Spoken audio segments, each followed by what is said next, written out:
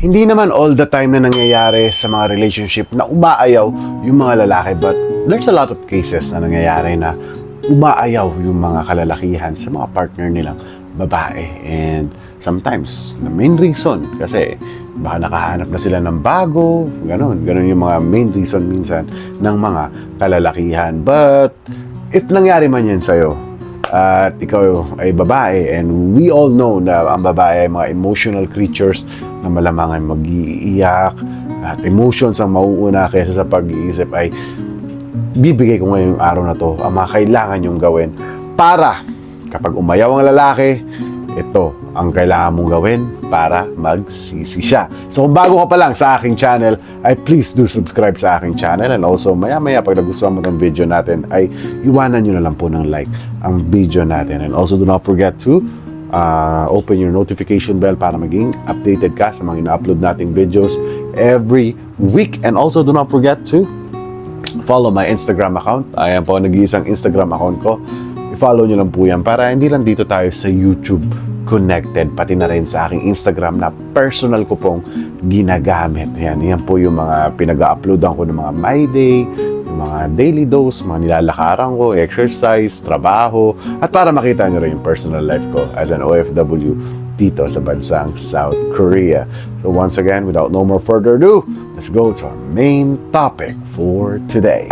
Kapag umayaw ang lalaki sa'yo, do this para magsisi siya. Number one, all you have to do is you got to learn some new habits. Yes, yung kailangan mo lang gawin. Kasi sometimes, nalulugmok ka na nga dyan, di ba? Sobrang lugmok ka na at masyado kang nagiging emotional dahil nga iniwan ka ng lalaki at baka pinagpalit ka nga sa ibang babae. Okay lang yan, di ba? It's not the end of the world. At improve yourself. Always just improve yourself at piliin mo palagi yung sarili mo. By improving yourself, ang benefits niyan ay, di ba, learning a new hobbies, part yan ng improving ng sarili mo. And by learning some new hobbies ay, as I said nga, yung benefits is yung malalayo yung utak mo, yung isipin mo sa heartbreak na naramdaman mo. Yan yung pinaka number one na benefits niyan. At ang number two benefits niyan ay, yes, of course, magbibuild ka palalo ng empire mo na sarili, di ba? Imperyo mo na at the end of the day, hindi ka na makakailangan ng mga kalalakihan para masurvive mo yung sarili mo. At kung may papasok man na lalaki sa buhay mo, ay malamang, hindi ka na matatakot na iwanan ka niya. Kasi nga, meron ka ng sarili mo. Hindi ka na masizero. Kasi nga, baka nga nanggaling ka sa relasyon na, di ba, yung lalaki lang nagtatrabaho, wala kang pera, tapos iniwan ka, boom, bagsak ka. Kaya, pagkatapos nun, natuto ka na, learn your lesson, di ba? At learn some new hobbies, at yes, magparami ka ng pera para pag pumasok ka na sa relationship, hindi ka natalo at magsisisi pa yung ex mo sa'yo. Another thing to do kapag umayaw ang lalaki sa'yo, and gawin mo to para magsisi siya, is easy lang, improve your looks. Yes, improve mo lang yung looks mo. Kailangan kung ano yung nakita niya dati, kumbaga, maybe sort of reason na iniwan ka niya kasi nga, di ba, hindi mo na inaalagaan yung balat mo, dry na dry ka na, di ba, yung pananamit mo, hindi ka na nag-aayos masyado, baka nga minsan ka pa nga lang maligo pagkasama mo siya, di ba, iwanan ka talaga niyan. So, as I said nga sa number one, you have to learn your lessons, okay? You have to learn your lessons. Kung gusto mo talaga magsisi ang lalaki, di ba, yun, masasabi mo na, hoy, someday, di ba, na, hoy, ako pala yung iniwan mo, di ba, yung ganon. And all you have to do is just improve your looks. At alagaan mo, number one talaga, priority mo talaga na magkaroon ka ng healthy skin. At anong kailangan mong gawin para magkaroon ka ng healthy skin? Hindi lang sa mukha, pati sa balat ay gumamit ka ng Aria Prime Glutalux Gold na personal na ginagamit ng inyong lingkod. Kaya tingnan nyo, di ba, napakaganda ng kutis ng inyong lingkod. Ang Gluta White from Aria Prime. At yes, ito po ang most sold out nilang products sa line po ng Aria ko.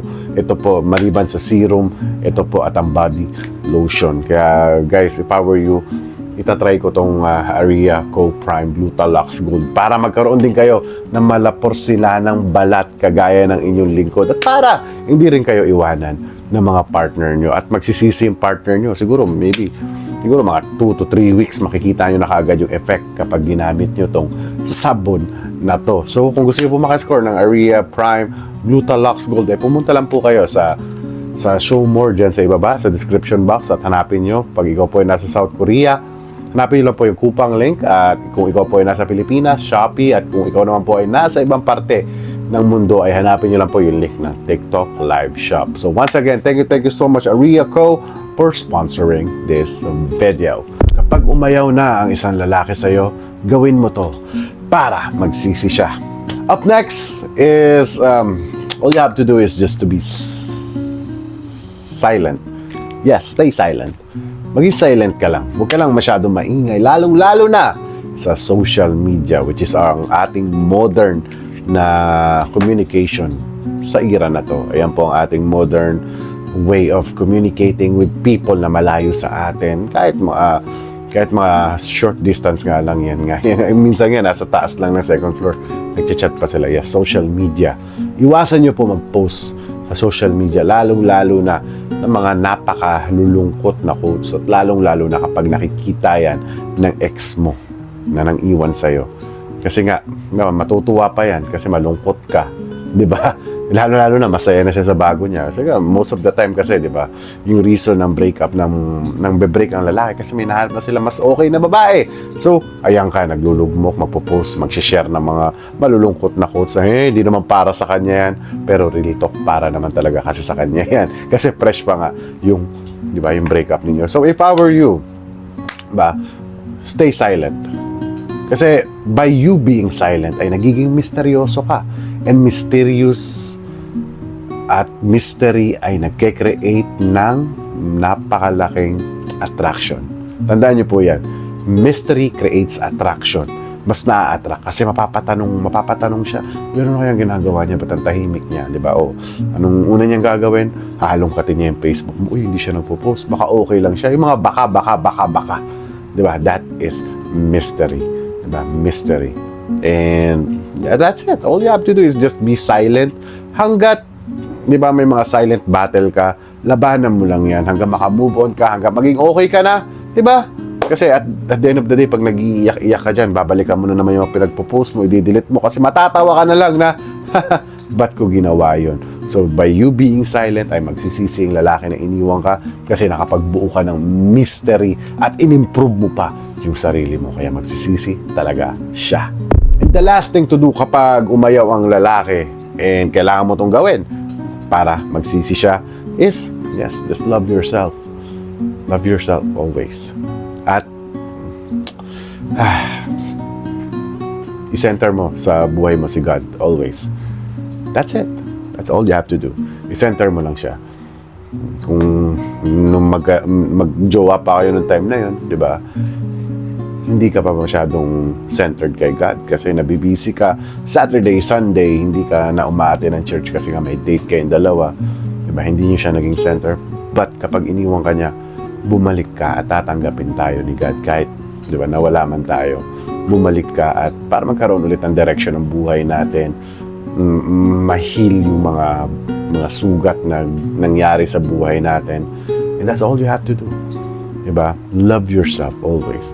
Kasi nga, may kasabihan nga tayo na, diba, kapag ikaw minamahal mo yung sarili mo, ganun din ang pagmamahal na ibibigay ng ibang tao sa'yo. Kung gaano mo kamahal yung sarili mo, ganun din yung pagmamahal na ibibigay ng ibang tao sa'yo, which is totoong-totoo po yan. So by just loving yourself, nananalo ka na kahit sa mga simple battle mo, kahit sa mga breakups o kahit kawalan ng pera, love yourself at, 'di ba, lumapit ka lang kay God at trust in Him para ma-solve lahat yang mga problema mo. At trust me, pag lumapit ka kay God at nagkaroon ka ng direction, gagawa si God ng paraan para magsisi ang ex mo na yan. At sana may natutunan naman po kayo sa ating video for today. At kung nagustuhan mo itong video natin, kung nagustuhan mo, ay please like this video. And also, do not forget to subscribe sa aking channel.